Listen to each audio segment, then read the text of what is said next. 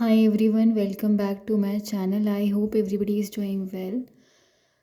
And after a very long time, I'm making video today.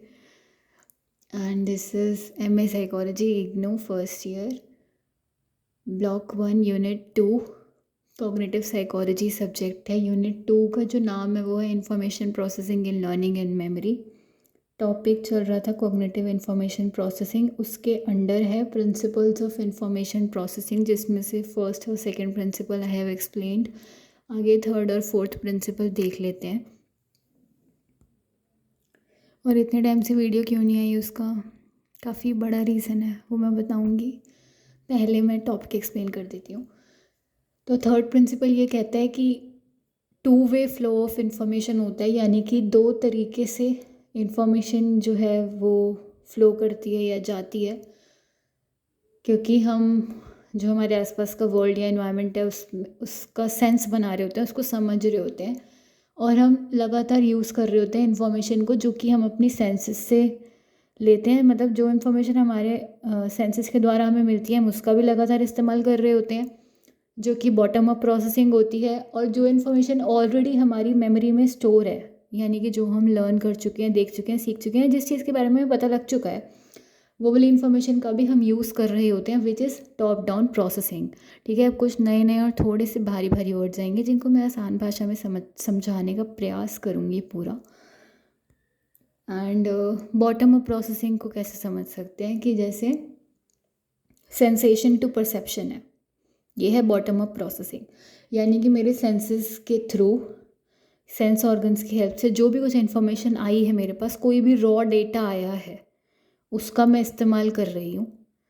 उसको combine करके, किसी चीज़ से रिलेट करके, लिंक करके, स्मॉल स्ट्रक्चर बना के, या कैसे भी करके, वो बॉटम अप प्रोसेसिंग है. लेकिन अगर मैं टॉप डाउन प्रोसेसिंग की बात करूँ तो वो है परसेप्शन टू सेंसेशन.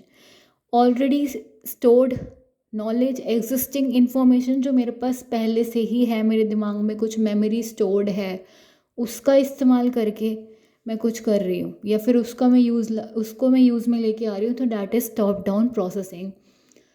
और यहाँ पर हम कंस्ट्रक्ट करते हैं मीनिंग हमारे इन्वायरमेंट के बारे में, हमारे क्या रिलेशंस हैं अपने इन्वायरमेंट से, वहाँ के लोगों से, उसके बारे में. और ये इसको हम कंपेयर कर सकते हैं. एनालॉगस का मतलब होता है कि इट इज़ लाइक कंपेरेबल और सिमिलर, ये मतलब सेम ही है, और इसको हम कंपेयर कर सकते हैं उस चीज़ से, जैसा कि डिफरेंस हमें देखने को मिलता है इंडक्टिव और डिडक्टिव रीजनिंग के बीच में. कैसे? क्योंकि जो डिडक्टिव रीजनिंग होती है that is top down processing, जो इंडक्टिव रीजनिंग होती है that is bottom up processing. अब हाउ, मैं बताती हूँ. इंडक्टिव रीजनिंग क्या होती है कि जब हम स्पेसिफिक एग्जाम्पल को उठा के जनरल कंक्लूजन के ऊपर जा रहे होते हैं. और डिडक्टिव रीजनिंग क्या होती है, जब हम जनरल प्रिंसिपल को उठा के किसी स्पेसिफिक एग्जाम्पल की तरफ जाते हैं. डिडक्टिव समझाती हूँ पहले मैं. डिडक्टिव मैंने बताया टॉप डाउन प्रोसेसिंग के जैसी ही होती है, यानी कि परसेप्शन टू सेंसेशन. अगर मैं उसमें उस भाषा में बात करूँ जैसे मैंने पहले समझा. अब डिडक्टिव का एग्जाम्पल क्या हो सकता है यहाँ पर कि हाँ, डिडक्टिव का एग्जाम्पल ये होगा जहाँ पे मेरी प्रीमिसेस ट्रू है. अगर मेरी प्रीमिसेस ट्रू हैं तो, ठीक है, यानी कि जो भी कुछ अजम्पशन है अगर वो सच है तो यहाँ पे एग्जाम्पल क्या हो जाएगा कि all birds have feather, robin एक बर्ड है, यानी कि कंक्लूजन क्या निकल के आएगा कि रॉबिन हैव फेदर्स. ठीक है, क्योंकि सारी बर्ड्स के पास फेदर्स हैं, रॉबिन एक बर्ड है, और यानी कि क्या निकला इससे कि रॉबिन के पास भी फेदर्स होंगे ही, क्योंकि वो एक बर्ड है और सारी बर्ड्स के पास फेदर है. ठीक है, वहीं इंडक्टिव रीजनिंग की मैं बात करूँ तो ये क्या हो जाएगा, I have seen a swan which is white in colour, कि मैंने एक स्वैन को देखा जो कि वाइट कलर में थी, यानी कि सारे स्वैन्स ही वाइट कलर के होंगे, क्योंकि मैंने जिस स्वैन को देखा है वो वाइट कलर में थी, यानी कि सब स्वैन्स वाइट कलर में ही होंगे. ये है इंडक्टिव रीजनिंग. ठीक है, अब एक बार मेरे को चेक करना पड़ेगा, वैसे मैंने एग्जांपल सही ही समझाया है जितना मुझे पता है. मैं बता देती हूँ. Deductive is like top down processing, inductive is like bottom up processing. And bottom up is जब मैं सेंसेस के द्वारा इंफॉर्मेशन जो मिली है, अभी भी मुझे कुछ रॉ डेटा मिला है, कुछ स्टिमुलस आया है, उससे कुछ रिस्पॉन्स हुआ है, अभी अभी जस्ट कुछ इन्फॉर्मेशन मिली है, उसको मैं इस्तेमाल कर रही हूँ. एंड टॉप डाउन इज़ की कुछ पहले से इंफॉर्मेशन स्टोर है मेरे दिमाग में, उसका मैं आगे उसको अप्लाई कर रही हूँ, उसका इस्तेमाल कर रही हूँ. ये इस डिस्टिंक्शन को, इस डिफरेंस को ऐसे भी समझ सकते हैं क्योंकि ये उस डिस्टिंक्शन से सिमिलर है कि जो भी can be made between using information, हाँ, जो भी इन्फॉर्मेशन हम अपने सेंसेस से डिराइव करते हैं या फिर जो भी हम अपने इमेजिनेशंस के दौरान इन्फॉर्मेशन क्रिएट करते हैं, उससे भी हम समझ सकते हैं इसको। यानी कि जो भी हमें सेंसेस के द्वारा इन्फॉर्मेशन मिलेगी और जो भी मैं अपने दिमाग में खुद से क्रिएट करूँगी इन्फॉर्मेशन अपने इमेजिनेशन और फैंटेसी वगैरह के द्वारा, मनगढ़ंत होता है ना जो सब, वो फोर्थ प्रिंसिपल क्या कहता है कि, और fourth principle is like generally accepted by cognitive psychologist. और फोर्थ प्रिंसिपल ये है कि human organism already genetically prepared होता है कि वो प्रोसेस कर सके और ऑर्गेनाइज कर सके इन्फॉर्मेशन को अलग अलग तरीके से। बाय बर्थ इनहेरेंट है, इनबॉर्न एबिलिटी है कि human organism is prepared to process information and organise information in specific veg.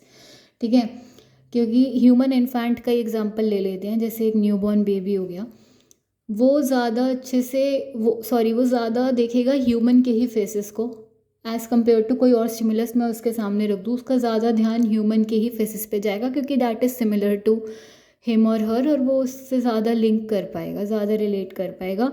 बाकी रिसर्च ने भी यही डिस्कवर किया है कि एडिशनल बायोलॉजिकल प्रीडिस्पोजिशंस भी होते हैं। प्रीडिस्पोजिशन इज़ लाइक ससेप्टिबिलिटी या फिर वल्नरेबिलिटी, यानी कि कुछ ऐसी कंडीशन जो मेरे को पर्टिकुलर तरीके से बिहेव करने पे मजबूर करती है, या उस कंडीशन के दौरान इंसान likely to behave in this way और इन दिस मैनर ओनली।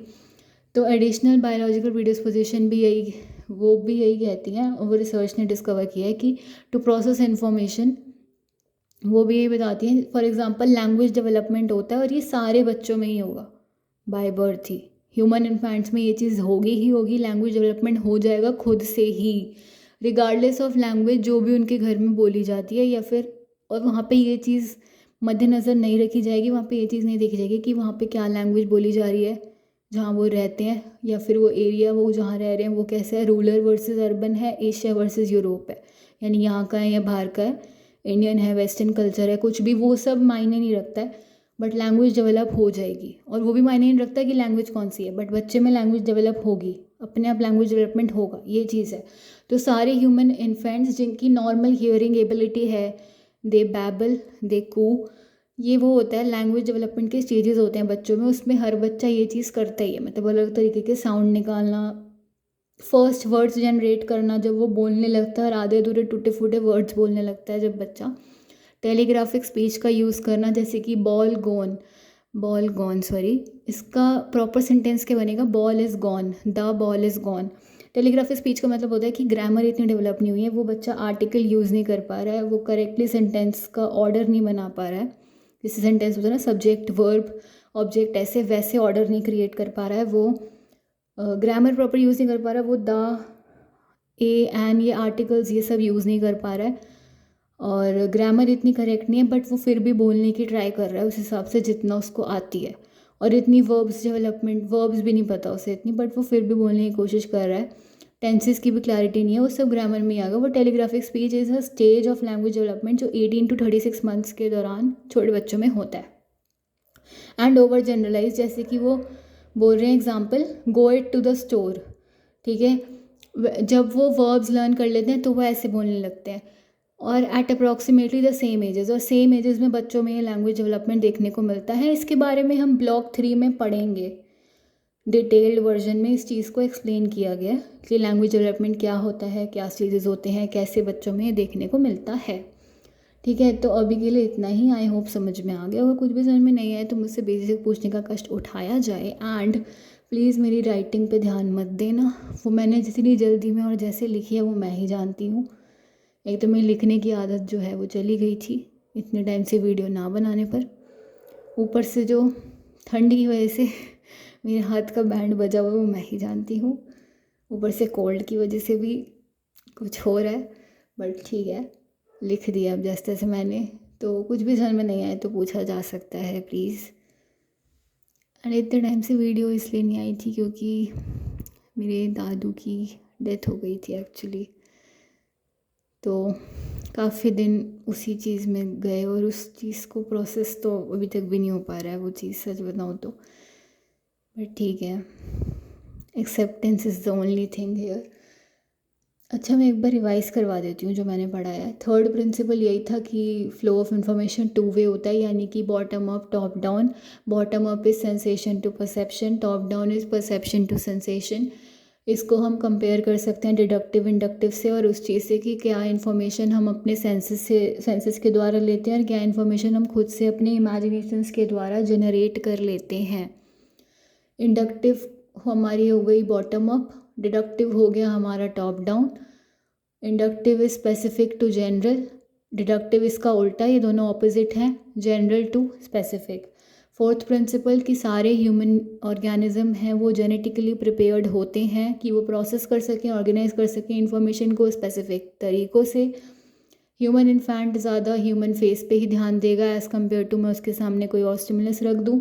बाकी रिसर्च भी यही बताती है और इसी की तरफ ये और ज़्यादा एम्फसाइज़ करती हुई दिखाई गई है बाकी रिसर्चेस भी, कि और भी बायोलॉजिकल डिस्पोजिशंस होते हैं जिनसे ह्यूमन इंफॉर्मेशन को प्रोसेस कर पाता है, जैसे कि लैंग्वेज डेवलपमेंट हो जाता है सारे ह्यूमन इन्फेंट्स में। इस चीज़ पे अगर मैं ध्यान ना भी दूँ कि लैंग्वेज कौन सी है जो उनके घर या एरिया में बोली जा रही है, या फिर जगह कौन सी है जहाँ पे वो रहते हैं, स्टिल उनमें लैंग्वेज डेवलपमेंट होता ही है अपने आप, क्योंकि सब ह्यूमन इन्फेंट्स बैबल कू ये सब करते हैं, फर्स्ट वर्ड जनरेट करते हैं, टेलीग्राफिक स्पीच, उसमें टेलीग्राफिक स्पीच का इस्तेमाल करने लगते हैं, वो चीज़ देखी जाती है, ओवर जनरलाइज करने लग जाते हैं सेम एजेस पर ही। और इसके बारे में हम ब्लॉक 3 में डिटेल में पढ़ेंगे, इसके बारे में लैंग्वेज डेवलपमेंट इन इन्फेंट्स। ठीक है, वो जब हम पियाजे का पढ़ेंगे ना उसके बाद ही आएगा सारा, तो हम कवर करेंगे इसको ब्लॉक 3 में। अभी तो ब्लॉक 2 यूनिट 2 चल रहा है ना, इसके बाद यूनिट 3 यूनिट 4 आएगा, उसके बाद ब्लॉक 3 में हम पढ़ेंगे। तो अभी के लिए इतना ही, कुछ भी समझ में नहीं आए तो पूछ सकते हैं। थैंक यू सो मच अपना कीमती टाइम निकाल कर कीमती वीडियो देखने के लिए, सॉरी।